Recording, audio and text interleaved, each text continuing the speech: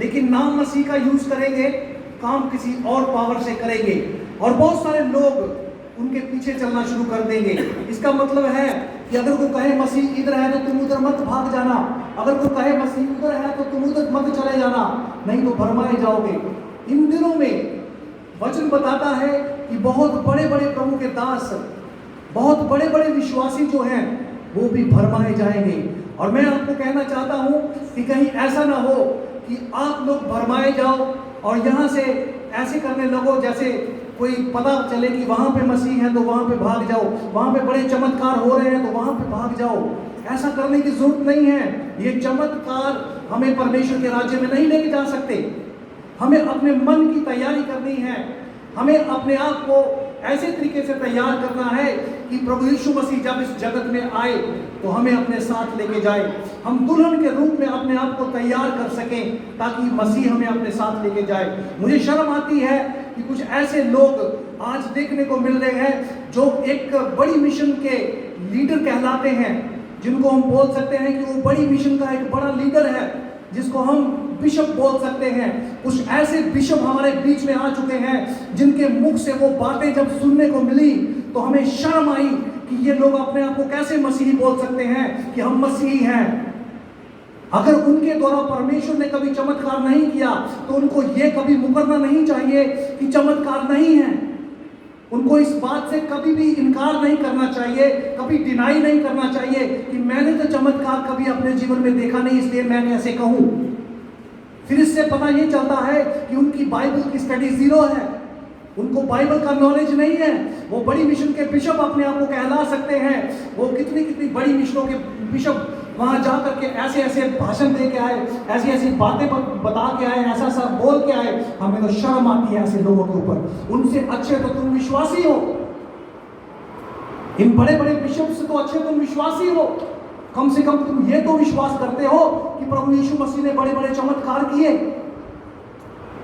और आपके बीच में चमत्कार आप देखते हो। लेकिन ऐसे लोग भी इस दुनिया में हैं, ऐसे लोग भी हमारे बीच में हैं जो बड़े बड़े चोगे तो पहनते हैं, बड़ा बड़ा पहनावा तो पहनते हैं वो धार्मिकता का, लेकिन उनके मुख से इतनी गंदी बातें सुनने को मिली हैं कि उन्हें शर्म आनी चाहिए, उन्हें वो चोगा उतार देना चाहिए और वो बिशप का पद छोड़ देना चाहिए अगर उनके अंदर मसीहियत की गैरियत नहीं है। आप लोगों को समझने की जरूरत है, कलेश का संकट का शुरुआत हो चुका है। इस कलेश का सामना करने के लिए हमें अपने आप को तैयार करना होगा। परमेश्वर का वचन कहता है तुम्हें चिंता करने की जरूरत नहीं है, तुम्हें हाकिमों के पास पेश किया जाएगा, तुम्हें मार भी खानी पड़ेगी, लेकिन वहां पे क्या बोलना है, तुम्हें चिंता करने की पहले से जरूरत नहीं है। उस समय मैं खुद बात करूंगा, मेरा आत्मा तुम्हें बताएगा तुम्हें क्या आंसर देना है और तुम उस बात का आंसर दोगे। ये तुम्हारे लिए एक बड़ी गवाही होगी, वचन की गवाही तुम्हारे द्वारा लोगों तक पहुंचेगी। हालेलुया। आगे लिखा है तुम लड़ाइयों की चर्चा सुनोगे तो घबरा न जाना। तुम लड़ाइयों की चर्चा सुनोगे तो घबरा न जाना। आज कुछ दिन पहले मैंने फेसबुक पे एक ही धर्म के लोग आपस में धर्म स्थान में, मैं धर्म स्थान कौन है वो बोलना नहीं चाहता हूँ, लेकिन एक ही धर्म के लोग एक दूसरे की दाढ़ी खींच रहे, एक दूसरे की पगड़ी उतार रहे, एक दूसरे को मार पीट रहे थे। आपस में ही उथल पुथल होना शुरू हो गया है, आपस में एक दूसरे की टांग खींचना शुरू कर दिया है। सब पैसे की दौड़ में लगे हुए हैं। परमेश्वर के लिए किसी के अंदर धर्म नहीं है, परमेश्वर के साथ किसी के अंदर प्रेम नहीं है, पैसे के पीछे दौड़ लग रही है। लेकिन मैं आपको सच बताना चाहता हूं, ऐसे लोग स्वर्ग के वारिस नहीं बन सकते, ऐसे लोग स्वर्ग के वारिस नहीं बन सकते। मसीही कौम क्यों बढ़ रही है, मसीही लोग क्यों बढ़ रहे हैं? क्योंकि उनके अंदर प्रेम है, वो एक दूसरे को प्रेम करना जानते हैं, और जो प्रेम करना जानता है वो अपने विरोधी को हमेशा जीत लेता है। लेकिन तुम तलवार उठा करके, डंडा उठा करके किसी का मन नहीं जीत सकते, किसी के जीवन को नहीं बदल सकते। ये मन से अपने वहम को बाहर निकाल देना चाहिए कि डंडे के जोर से, तलवार के जोर से किसी का मन कभी कोई जीत नहीं सकता। ये मन का वहम है, बाहर निकाल देना चाहिए। अगर कोई भी कौम इस दुनिया के ऊपर बढ़ना चाहती है तो प्रेम करना शुरू कर दीजिए। मसीही कौम आज पूरी दुनिया में नंबर 1 पे क्यों है? क्योंकि वो प्रेम करना जानते हैं। हमारा वचन, हमारा बाइबल का वचन जो है, परमेश्वर का वचन बाइबल में हमें यही सिखाता है कि परमेश्वर प्रेम है। पहला यूहन्ना 4:8 में लिखा है, परमेश्वर प्रेम है, जो इंसान प्रेम नहीं करता वो परमेश्वर को नहीं जानता, क्योंकि परमेश्वर प्रेम है। अगर कोई बंदा प्रेम नहीं करना जानता, अगर उसके अंदर प्रेम नहीं है, तो वो सचमुच परमेश्वर को नहीं जानता।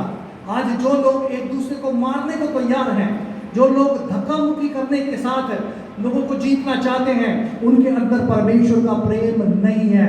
वो किस परमेश्वर को मानते हैं, वो किस भगवान को मानते हैं, बात मायने नहीं रखती। लेकिन अगर वो परमेश्वर को मानते हैं तो परमेश्वर तो प्रेम है। परमेश्वर तो तलवार उठाना नहीं सिखाता, परमेश्वर तो डंडा उठाना नहीं सिखाता, परमेश्वर तो हमें झगड़ा करना नहीं सिखाता, परमेश्वर तो प्रेम करना सिखाता है। अगर किसी के अंदर प्रेम नहीं है तो वो परमेश्वर का जन नहीं है, ये सीधी बात है, इसमें कोई दो राय नहीं है। अगर आपका धर्म ग्रंथ ये सिखाता है कि हमें एक दूसरे को मार पीट करें, तो फिर ये परमेश्वर का वचन नहीं हो सकता। Hallelujah, hallelujah. 7वां वचन कहता है, क्योंकि जाति पर जाति और राज्य पर राज्य चढ़ाई करेगा, और जगह जगह अकाल पड़ेंगे और भूकंप होंगे। ये सब बातें पीड़ाओं का आरंभ होंगी। ये सब बातें पीड़ाओं का आरंभ होंगी। तब वे कलेश देने के लिए तुम्हें पकड़वाएंगे।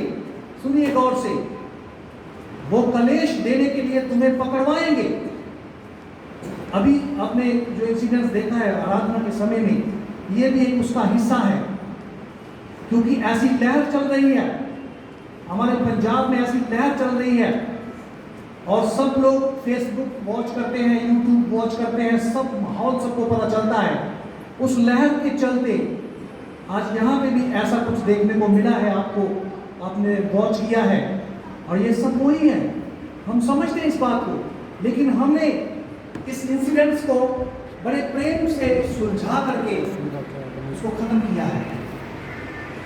हालेलुया।